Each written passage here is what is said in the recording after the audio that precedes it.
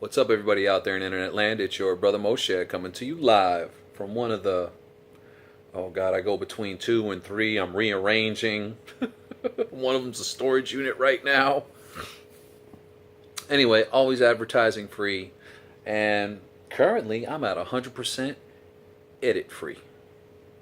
All right, we're going to entitle this one "A Reminder to Civil Servants and Citizens." You know, when I was a lot younger, I really wished the internet was around for teaching me what the Constitution is, what the law is, how police officers are trained, what some of them will do. I probably could have avoided a lot of problems when I was younger if I would have known exactly what my rights truly were. So, I have what we have here. I don't know if you would call this a pocket constitution. It can fit in your pocket. It's by the Heritage Foundation. I'm sure you can go on their website and request one. We make donations here and there. We don't make nowhere near the amount of donations that we used to. I kind of steer clear of making any contributions anywhere unless it's to an individual that I know personally. And what we have here is the Constitution of the United States of America and the Declaration of Independence. But we're not going to do all that today. Today is just going to be a nice reminder. So we're going to open this up to the oath that every civil servant takes. So the first thing I'm going to do, it's entitled the Oath of Office. You're going to read it backwards. An individual, except the president, elected or appointed to an office of honor or profit in the civil service or uniformed services. Uniformed services, your military, all assorted military branches, and your local police shall take the following oath. I do solemnly swear or affirm that I will support and defend the Constitution of the United States against all enemies, foreign and domestic, that I will bear true faith and allegiance to the same, that I take this obligation freely, without any mental reservation or purpose of evasion, and that I will well and faithfully discharge the duties of the office on which I am about to enter. So help me God. Big G. Now, you might have seen in previous videos when we were talking about DUI and everything like that. Basically, what a breathalyzer is, it is a violation of your Fourth Amendment rights. Now, bear in mind, some police officers don't know this. So let's say you get pulled over, and let's say you have a very weak core, or you may have some balance issues, because some people can have they just have balance issues, period. And the first thing that you should tell the officer, because a lot of them will not ask you if you have balance issues, if you do have had surgery on your knee or on your ankle, or you have a very weak core, or you may have some back issues, or maybe you suffer from vertigo, or you're not a very balanced person, and some people are just, they're klutzes. That's just what it is. Excuse me. Gotta wet the whistle.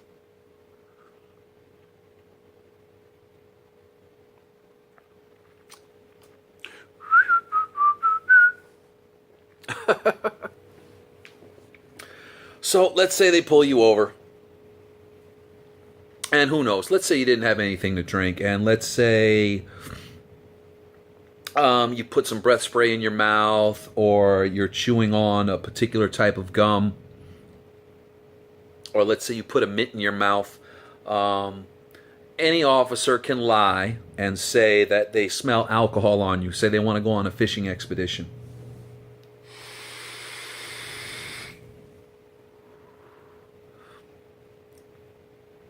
And they pull you out and they want to do a road sobriety checkpoint, a road sobriety test. The first thing you can do is you can tell them, listen, I have balance issues, period, end of story. I would recommend that if you have your smartphone, I would start recording, and I would make the officer aware that you are recording. Unfortunately, sometimes you have to be that guy. The way I view police officers is the way I view anybody in any job position. You have people that are incompetent at their jobs, just like you have police officers that are incompetent at their jobs. Some people act unprofessional at their jobs, just like some police officers act very unprofessional at their jobs. The only difference that separates us from them is that oath that they take, and I hold them to a much higher standard than I would hold a civilian. So the first thing you need to do is you need to make them aware you have balance issues, and that totally negates the road sobriety test. They may do the thing with the eyes, and you need to look up when that test was first done. MADD has been, Mothers Against Drunk Driving, has been lobbying Congress, and they've been consistently lowering and lowering and lowering the legal limit. And the tests, I believe, were originally done for a certain thing, and it's supposed to be given at a certain speed. Some officers do it extremely slow, and it's not supposed to be done that way. I do believe it's supposed to be done rather quickly. I think like this. Because if you do it like this, and let's say it's not consistent, yeah, your eyes are going to show evidence that you might be impaired. So the bottom line is, and the reason why a lot of them will do the breathalyzer test, is because they know that test is not accurate at all. Deny the breathalyzer test. Deny it. Now, this is the problem where you have with a violation of your Fourth Amendment rights, which I do believe is illegal search and seizure. If you refuse the breathalyzer test, then they're going to throw the book at you. There are certain states where, I don't know if it's 100%, you need to do the research. I haven't, and I'm really not going to, because it really doesn't matter. The Constitution trumps all state laws. This is the reason why some cases are pursued into the Supreme Court. It's the Supreme Court's really, they're supposed to be the ones that kind of decide whether something's unconstitutional or not unconstitutional, or constitutional or unconstitutional. So a breathalyzer is not supposed to happen. If you consent, that means you're giving away your Fourth Amendment rights. So you deny the breathalyzer test, and then you'll go in and they'll probably throw the book at you and hit you with refusal, which the refusal part, that's not a valid charge according to the Constitution, because you did not consent to it, and now all of a sudden they're attaching on another charge. Again, this is used as a coercion tactic to get you to admit to something that maybe you didn't do, or to get you in a worse situation that you have been if you hadn't given up your constitutional rights. In South Carolina, especially in Myrtle Beach, a lot of the arrests that happen are DUI arrests. So I've kind of been doing a little bit of research down here. You kind of speak to people, you're running to lawyers when you're out, and some people are willing to give you information, some people are not. The smart ones always deny the breathalyzer test, even if they're guilty, because it just means a worse charge for you, and most people cannot afford the fines. So what? Jail time is jail time. You're not paying anything to go to jail. You can get a public defender. And in certain cases, having a public defender is not that smart. If you can afford a private pay attorney, I would always suggest you do get a private pay attorney. Because most of the time, public defenders are boggled down, and on smaller cases, they're going to be looking to get you out of a plea deal. Certain public defenders are not like that. They take their jobs very, very seriously, and they put 130% into every case that they're in. Um, Sometimes that doesn't happen. So again, it's all on you. You need to be very, very careful. I suggest you get yourself a pocket constitution, and I suggest you start reading it. I suggest you look into the local laws wherever you live, and when you're dealing with police, and learn what's private property, what's not private property. I've had run-ins with the law, and in the past, and most recently as well too. And I've discovered that you stick up for your constitutional rights. A lot of times it turns into a pissing contest between you and the officer. And what they will try and do is they will try and piss you off to say something, to get you to say something that they can now, doesn't matter about the Constitution because you just threatened an officer. Furthermore, I would like to state that certain police officers do not have the emotional stability or the mentality to be a police officer. And I'm going to give you a prime example. I had a friend in high school, I'm not going to mention his name. In his 20s, he went around here, went around there, really didn't find what he wanted to do. I think he became a volunteer fireman for a little while. Then he decided he wanted to go into policing.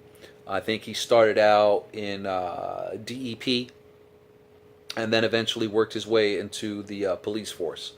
Now, this guy was very insecure guy in high school, really wasn't popular with the ladies, got picked on, bullied a little bit here and there.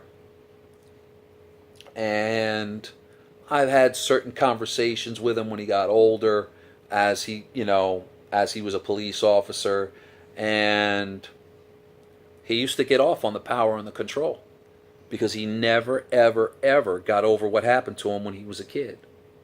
So I'm going to assume you have, and I've run into some of these police officers, and I've run into a lot of police officers that they will try to coerce you, and once they kind of know, like, you stated your rights, and they actually know, like, you're not the one, because you're not going to be intimidated and you're not going to be coerced, because you know what your God-given inalienable rights are and what your constitutional rights are, and your constitutional rights are your God-given inalienable rights, they back off and they leave you alone. But the other officers, now it becomes a pissing contest. Now it becomes an ego battle. Now it becomes who's going to win, and it has nothing to do with the law. So again, this is just like a reminder to those that took office and the citizens. I highly suggest you start boning up on this, because right now we still have a constitution. And one day we will not.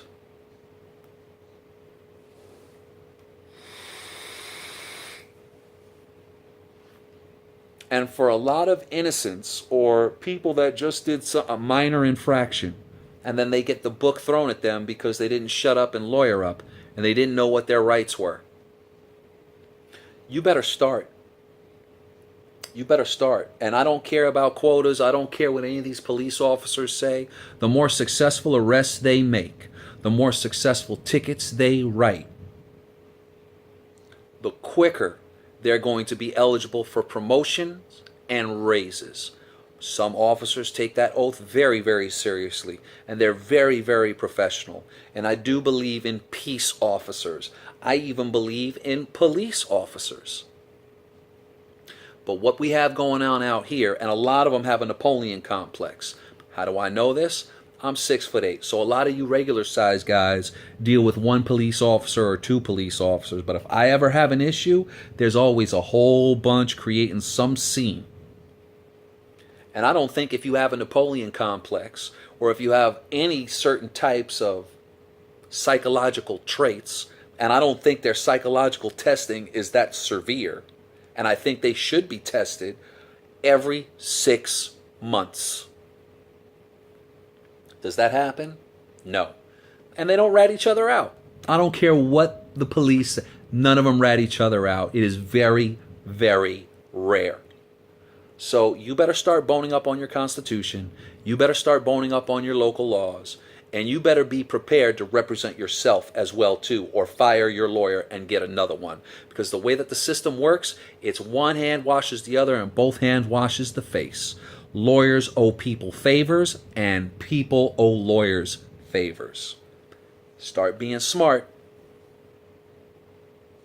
Do your own research. Love y'all. God bless.